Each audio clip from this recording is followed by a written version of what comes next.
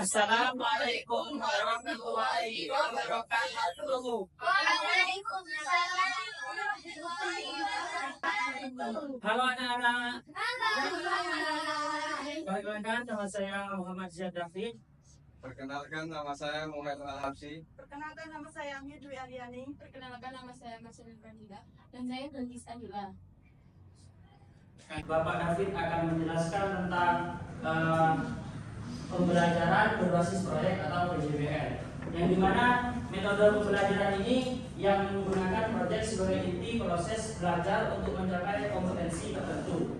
Proses belajar ini menekankan pada eksplorasi anak, analisis interpretasi dan sintesis informasi untuk menghasilkan karya atau produk yang bermakna. Jadi pembelajaran berbasis proyek di sini yaitu model pembelajaran yang dimana menggunakan proyek ataupun menggunakan media yang kayak laptop ataupun yang lainnya. Contoh pembelajaran berbasis proyek di sini yaitu seperti pembuatan PPT ataupun artikel dan juga pembuatan poster itu. Nah, itu adalah contoh pembelajaran yang menggunakan pembelajaran yang berbasis proyek. Paham, anak?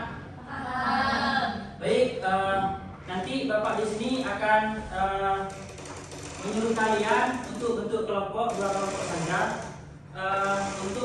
untuk membuat media pembelajaran yang dimana kalian nanti kayak membuat poster itu. Paham, anak? Baik, karena kalian sudah paham semua, maka Bapak ini akan membentuk 2 kelompok. 2 kelompok ini, yang pertama ya kelompok 5 orang, terus satunya terserah kalian.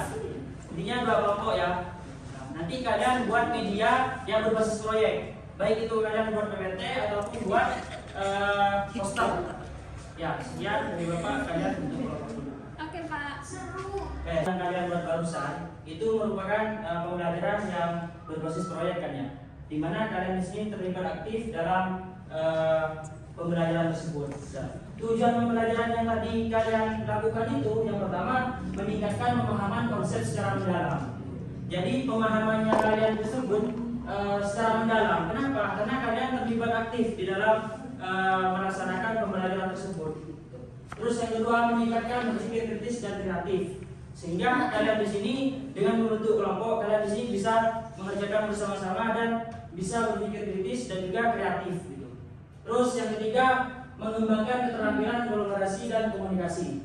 Nah, dengan kelompok yang barusan yang kalian barusan tersebut, kalian di sini bisa berkolaborasi antara temannya dan bisa berkomunikasi terkait pembelajaran tersebut. Dan yang keempat di sini mendorong peserta didik lebih aktif dan bertanggung jawab. Dengan hasil yang tadi, kalian di sini bisa peserta didik kalian yang untuk kelompok barusan di sini lebih aktif dan juga bertanggung jawab atas pembuatan media yang kalian buat tadi itu. Selanjutnya adalah ciri-ciri utama PJBL. Yang pertama yaitu proyek sederhana, menyenangkan dan kontekstual. Apakah ada yang tahu apa itu proyek sederhana dan menyenangkan? Tidak. Biasanya itu seperti tebak warna. Kan tampilan warna secara acak, misalkan merah, kuning, biru, hijau. Jadi kalian nanti disuruh untuk pilih nama warna menurut yang sesuai dengan apa yang saya ucapkan. Dan yang kedua adalah tentang terpadu lintas mata pelajaran atau tematik. Ada yang pernah pembelajaran tematik kan? Enggak. Zamannya kita belum tematik, Bu. Ya Allah. Jadi tematik itu kayak dicampur. Ada IPA, IPS, matematika. Oh, itu tematik. Ya, jadi disatukan menjadi satu buku yang lebih ringkas. Yang selanjutnya adalah menggunakan media konkret dan kegiatan praktis. Ada yang tahu media konkret contohnya apa? Enggak. Seperti menghitung dengan biji kacang. Jadi nanti kalian itu dikasih sekantong biji kacang, terus disuruh menghitung jumlah biji tersebut dengan membuat kelompok 5 atau 10 orang. Bisa juga dengan latihan tambahan dan kurang dengan biji kacang. Jadi nanti kalian menggunakan biji kacang sebagai tambah-tambahan, kurang-kurangan. Oh, tahu kecil. Ya, seperti itu.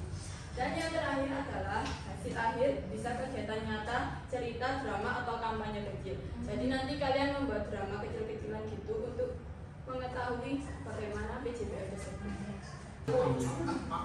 Yang pertama menentukan proyek. Nah, ini kita tentukan dulu topik apa yang akan kita buat jadi proyek. Misalnya membuat poster tentang menjaga lingkungan. Yang kedua yaitu perencanaan langkah menyelesaikan proyek. Nah, setelah tahu proyeknya, kita mulai merencanakan langkah-langkahnya, apa saja yang perlu kita lakukan dari awal sampai akhir. Yang ketiga, menyusun jadwal pelaksanaan proyek. Ini supaya pekerjaan kita rapi dan teratur, kita buat jadwalnya. Seperti hari ini kita mengerjakan apa, besok apa, dan kapan harus selesai. Dan yang keempat yaitu menyelesaikan proyek dengan fasilitas dan monitoring guru. Selanjutnya kita mulai mengerjakan proyeknya. Kalian boleh pakai alat dan bahan yang tersedia, dan nanti Bapak dan Ibu guru juga akan membantu memantau. Yang kelima yaitu menyusun laporan dan presentasi. Kalau proyeknya sudah jadi, kalian akan menuliskan laporan atau menceritakan bagaimana kalian membuat proyek itu, dan nanti dipresentasikan di depan. Tentang evaluasi proyek dan hasil proyek. Ini kita akan menilai hasilnya. Apakah proyeknya sudah sesuai rencana, apa yang saja yang sudah bagus, dan apa yang masih perlu diperbaiki. Baik, selanjutnya yaitu kelebihan dari PJBL. Yang pertama yaitu pendekatan PJBL bisa dilakukan hampir di seluruh pendidikan. Yang kedua, proyek mempunyai orientasi dalam kehidupan nyata dan memberikan pembelajaran yang bermakna. Dan yang ketiga, proses pembelajaran disertai didik yang bermakna dan keterampilan untuk mengumpulkan data dan menganalisis data. Dan yang keempat, proses pembelajaran mendorong peserta didik menggunakan berbagai metode, yaitu seperti untuk komunikasi dan presentasi. Dan yang terakhir yaitu pendekatan mendorong peserta didik untuk berpikir kritis serta mengetahui fakta-fakta. Selanjutnya kekurangan dari PJBL. Yang pertama, memerlukan banyak waktu untuk menyelesaikan permasalahan. Yang kedua, membutuhkan biaya yang cukup banyak terhadap produk yang diciptakan. Yang ketiga, banyak peralatan yang harus disediakan. Yang keempat, peserta didik yang mempunyai kelemahan dalam uji coba dan mengumpulkan informasi akan mengalami kesulitan. Yang kelima, saat topik yang diberikan kepada masing-masing kelompok berbeda, khawatir peserta didik tidak bisa memahami topik secara keseluruhan. Apakah kalian sudah paham terkait pembelajaran yang berbasis proyek ini? Insya Allah sudah.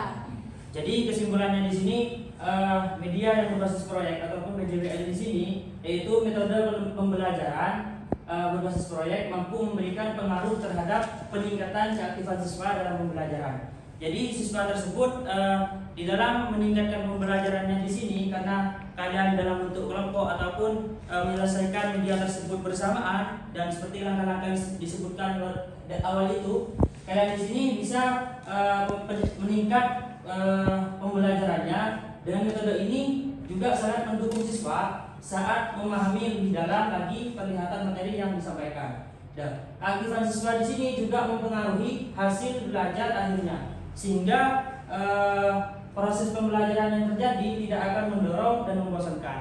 Sehingga pembelajaran yang berbasis proyek ini, kalian di sini tidak bosan ataupun tidak jenuh lah dengan pembelajaran yang berbasis proyek ini. Kenapa? Karena pembelajaran berbasis proyek di sini pembelajarannya seperti PPT ini juga. PPT ini masuk ke media berbasis proyek juga. Terus kan kalian di sini tidak mendengarkan omongannya, penjelasannya guru saja, melainkan kalian di sini juga bisa melihat materi secara langsung dari slide-slide yang menarik gitu kan. Mungkin itu saja dari pembahasan teman-teman saya dan juga saya. Kurang lebihnya mohon maaf. Assalamualaikum warahmatullahi wabarakatuh. Waalaikumsalam warahmatullahi wabarakatuh.